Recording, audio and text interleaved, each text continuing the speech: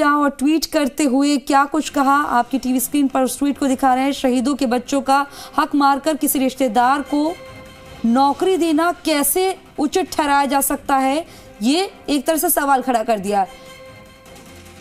जब शहीद के बच्चे बालिग होंगे तो उनका क्या होगा, ये ट्वीट के जरिए सीएम ने पूछा।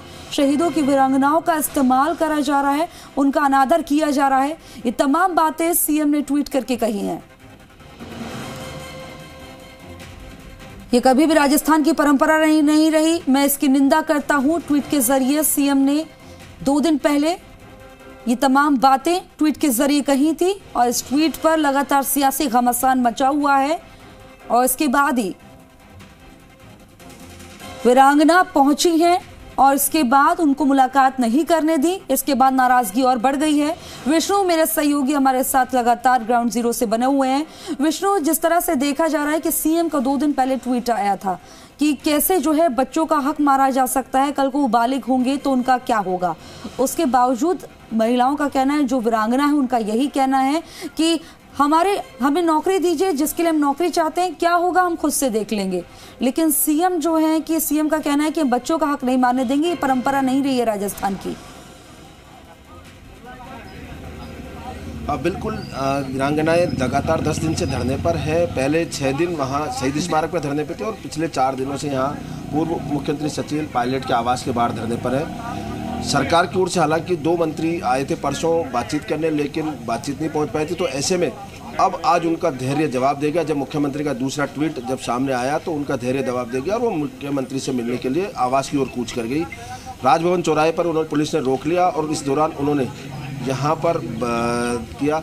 और उसके बाद इनका कहना था कि मुख्यमंत्री का ट्वीट है कि उनके बच्चों का कैसे मारा जाए। तो जो शहीद वीरांगना है मंजू, उसने कहा कि नौकरी हमारे बच्चे की है, हम चाहें किसको दिला रहे हैं नौकरी उसको देनी चाहिए, क्योंकि बच्चे की जिम्मेदारी वो ले रही है, वो लिख के देने के लिए तैयार है। ऐसे में कहीं दिक्कत नहीं होनी चाहिए। और इसी को लेकर है मैं एक बार वीरांगना जो है मंजू, उससे बात करवाने की कोशिश करता हूँ कि क्या रहा। आप एक मिनट सुनिए, जो बात करवाता हूँ। मंजू, मुख्यमंत्री ने आज फिर ट्वीट किया, आप लोग मिलने भी गए थे। वो नौकरी के लिए कह रहे हैं कि बच्चों का हक कैसे मारा जाए, बच्चों की नौकरी उनको मिलनी चाहिए, क्या कहना? मुख्यमंत्री जी का बेटा की है क्या नौकरी, उनसे मैं बारी बारी में ये अपील कर रही हूँ।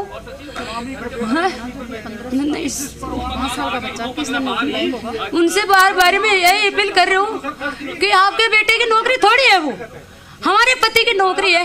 हमारे 4 साल का लड़का है, कब 18 साल का होगा, कब वो नौकरी करेगा। तो हमारी मर्जी, हम देवर को दिलाना चाहते हैं। उनकी क्या तकलीफ आ रही है, उनके लड़के की नौकरी है क्या? पहले भी दी है, पहले भी दे चुके हैं ना।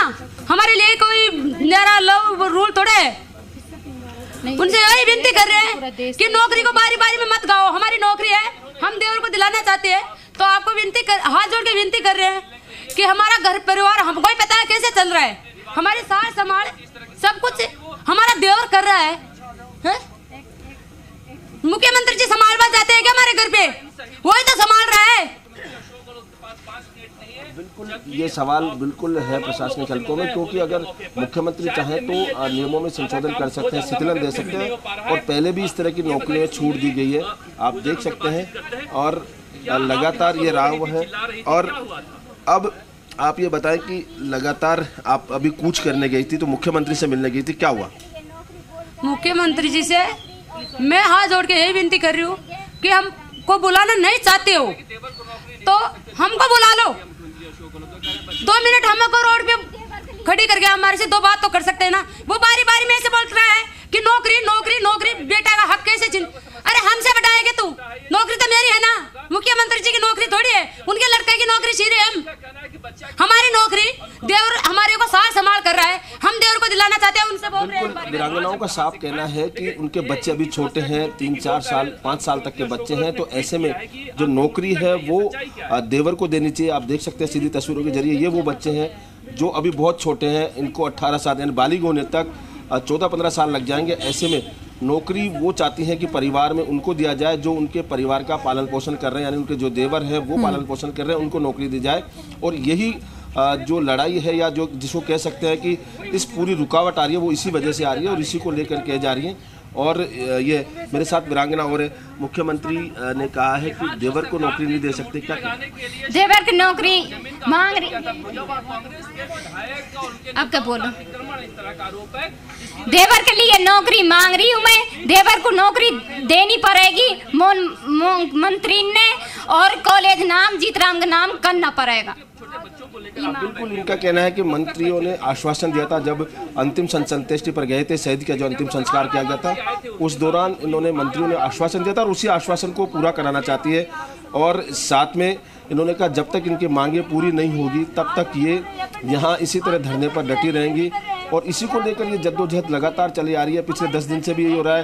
कुछ मंत्रियों ने आकर फिर आश्वासन दिया था परसों, प्रताप सिंह खाचरियावाड़ जाहिर तौर पर देखा जा रहा है कि बारिश भी हो रही है, एक बच्चे की तबीयत भी इस दौरान खराब हो गई थी।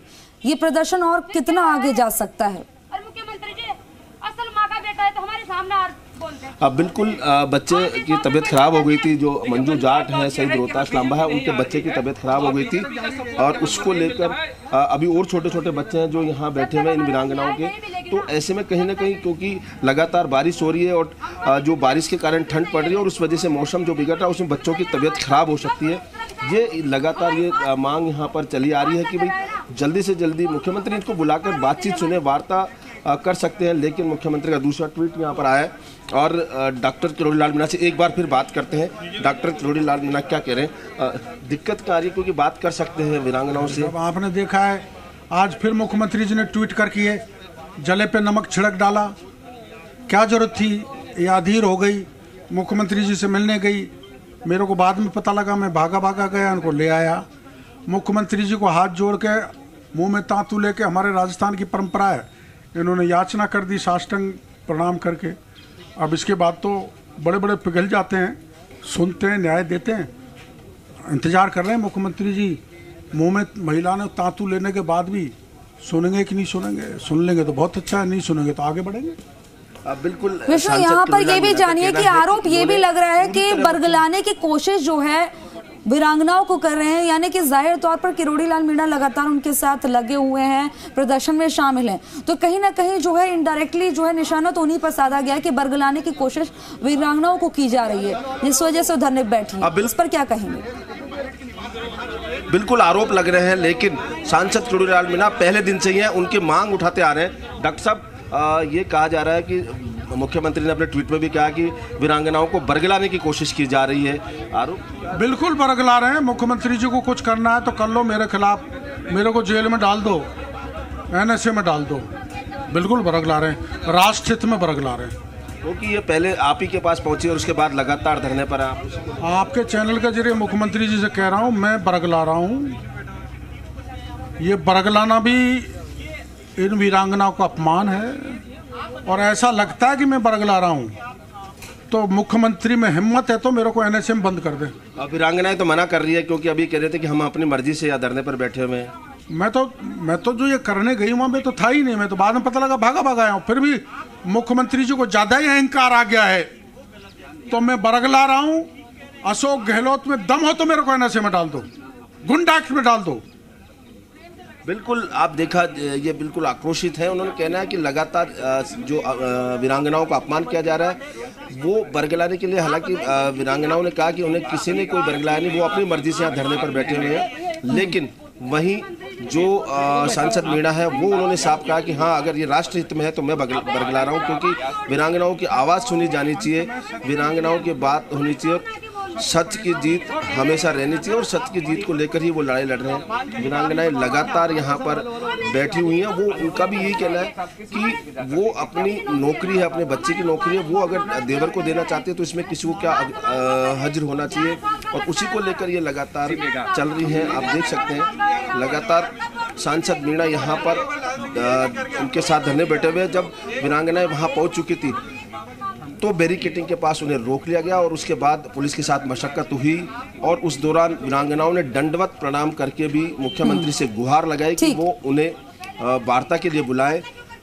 जी ठीक है विष्णु, खबर पर जानकारी देने के लिए, लगातार बने रहने के लिए आपका बहुत बहुत शुक्रिया। तो आपने देखा कि किस तरह से जो है